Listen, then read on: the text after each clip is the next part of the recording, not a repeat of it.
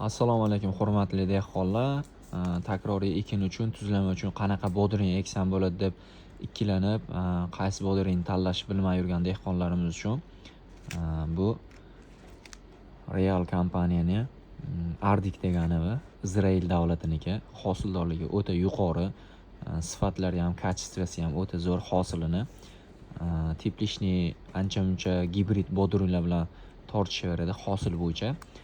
Mevasi 18-20 santimetrgacha bo'ladi. Ichi 3 kamerali bo'ladi. Bodringingizni bankaga tuzlaganingizdan keyin ancha muddatgacha o'zini holatini yo'qotmaydi, svejiy qarsillab turadi. Urug'larimizning sifati shu holatda bo'ladi.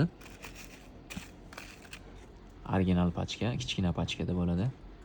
1000 donali bitta pachkamiz uch sotuq maydonga yetadi. Kimga shunaqa bodring urug'larimiz kerak bo'lsa, bemalol aloqaga chiqaverasizlar. Sizlar uchun yaxshi va sifatli urug' yetkazib berishdan charchamaymiz. Pastda nomerlarimizni qoldiramiz, shu nomerlardan olishingiz mumkin.